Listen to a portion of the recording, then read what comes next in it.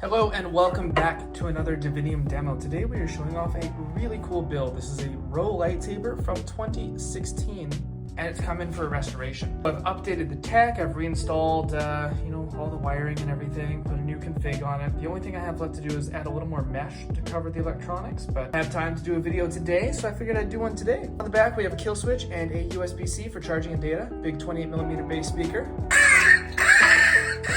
power level indicator, crystal chamber 1, crystal chamber 2, and of course a blade up top. This is a pretty straightforward build. We have one switch here, which I don't like. I don't like how it's nice and exposed, but Row lightsabers 2016, what are you gonna do? We have a lit red AV switch on the back, and we have blade retention here. Do not touch this screw. Do not touch any of the other screws. Just this one for blade retention. This holds everything together. This holds everything together. It's held together with screws. There are no threads in this build.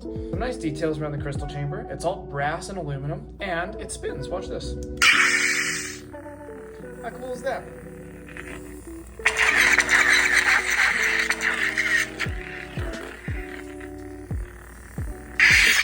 So on this one, funny enough, we have the default crystal focus fonts. Crystal focus, crystal focus. Nebula.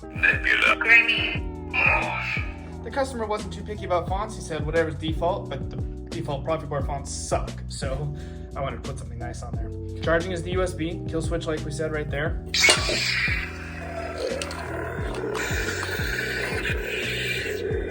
We have twist on, twist off.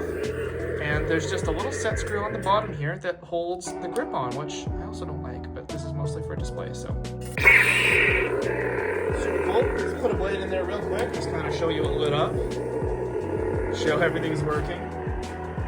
Nice and good here. As always, thanks for watching, and may the force be with you.